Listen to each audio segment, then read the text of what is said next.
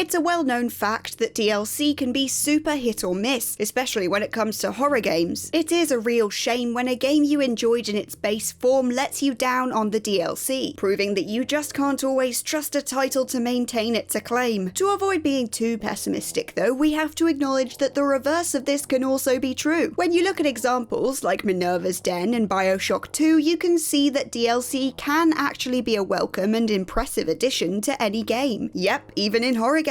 So, I'm Amy from WhatCulture, and let's take a look at the 10 scariest DLCs ever. 10. Alien Isolation Crew Expendable. This particular DLC is interesting because it introduces events that aren't actually canon in its universe. Set after Samuel Brett's death in Alien 1979, it offers an alternative series of events when the crew devise their very smart plan to get rid of the onboard xenomorph by launching it out the airlock. It has huge appeal to fans of the original film, with its setting being a dutiful and largely accurate recreation of the Nostromo. With the claustrophobic journey through the ship and interesting interactions with fellow crewmates, it's a love letter to the film, offering up superfans the opportunity to step into the shoes of a character in their favourite movie. With the xenomorph just around the corner and the fate of the Nostromo on the line, the stakes are high and the atmosphere suitably tense. If you want to experience a scene of the well-loved 70s classic for yourself, then this concise but effective DLC is for you. 9. Bloodborne: The Old Hunters. If Bloodborne does one thing right, then that would be its ability to craft uniquely terrifying bosses. This particular quality is one that's more than evident in The Old Hunters, the expansion DLC released in 2015, offering new locations, weapons, armor, and of course new bosses. As soon as the player finds themselves transported into the Hunter's nightmare location, they know they're in for a dark and twisted ride. The world of the nightmare is home to hunters consumed by bloodlust, spending eternity in pursuit of beasts while transforming into beasts themselves. A series of terrible secrets must be uncovered and awful powers unleashed, which doesn't exactly sound like a pleasant walk in the park. The location is just as intriguing as the characters you encounter and fight, with some of the newest enemies and bosses being sure to haunt your nightmares. If you've never had to look at Ludwig the Accursed, then first of all I envy you, and secondly you have to look him up immediately. If you stare into his eyes for just 1 second, he'll ruin your day. 8. Fallout New Vegas: Dead Money. As far as horror games go, none of the Fallout games would probably rank in people's top 10 most terrifying playthroughs. It's not really what the franchise is about when it comes down to it. Fallout New Vegas was no exception to this rule, but people were left pleasantly surprised when the Dead Money DLC came along. Centering around the long-since fallen casino resort of Sierra Madre, this DLC excels in atmosphere, utilizing its sunset-tinted aesthetics and jarring sound to unnerve the player at every turn. Stripping back the armor, weapons, and allowances for useful pickups, the player is left feeling pretty helpless. Though not compatible with everyone's ideal style of play, it's a pretty well-known phenomenon that when left exposed, the player will feel more on edge. Combine this with its literally haunting enemies and the fear of the unknown in this unprecedented take on the Fallout franchise, and you've got a winning formula. 7. Resident Evil 7: End of Zoe. One of 2 DLCs that arrived after the release of Resident Evil 7, this one is notable for the tension it adds to the situation when depriving the player of firearms. Turns out that when you can't defend yourself by shooting an enemy from afar, things can get pretty hairy up close. The story sees a now calcified Zoe being rescued by her Uncle Joe. He has to survive swamplands and quarantine areas alike in order to find a cure for Zoe's deteriorating state, all whilst having only melee weapons and his own 2 hands for self-defense. This DLC introduces a new kind of molded in the form of the double blade molded, an even grosser version of what we've gotten used to. Both arms take the form of huge hulking blades and spines protrude grotesquely from the beast's heads. If there was ever a time for a firearm, it would probably be now. With its departure from the classic all guns blazing approach, it offers something interesting. Even if the story is not essential to the experience of the game proper, it's still worth giving it a go. 6. Dying Light: The Following. Almost identical in gameplay style to the main game, The Following offers a few changes for the player, including a much larger map and access to a buggy that allows you to drive across said map quickly. I mean, come on, it's a known fact every game can be improved with a customizable buggy. The player character Kyle Crane learns about the alleged existence of a cure to the virus, and the game unfolds as he slowly uncovers more about this potential saving grace whilst battling an increasingly dangerous world. For the most part, as soon as you hear the word cult, your mind starts running wild, and luckily for you, the following offers up its very own set of religious maniacs. The cult in question are called the Children of the Sun, and insist that they're immune to the virus because they worship the cult's leader, the Mother. These people clearly didn't pass high school biology. With the classic gameplay style and enemies, this DLC is a good addition to the Dying Light title, with the added benefit of a little cultish madness to bolster the scare factor. 5. Dead Space 3 Awakened. You want more cults? I've got more cults. In an announcement preempting the release of the Awakened DLC, executive producer Steve Papoutsis claimed that it would contain some of the most disturbing content ever seen in a Dead Space game, making it just perfectly suited to this list. Following on from the boss fight against Brother Moon at the end of the main game, the DLC sees Isaac Clarke and John Carver attempting to traverse Tau Volantis and gather supplies necessary to return to Earth. Whilst crossing the lands, they encounter horrors that are products of their own growing insanity and those of some seriously messed up super unitologists. No, that's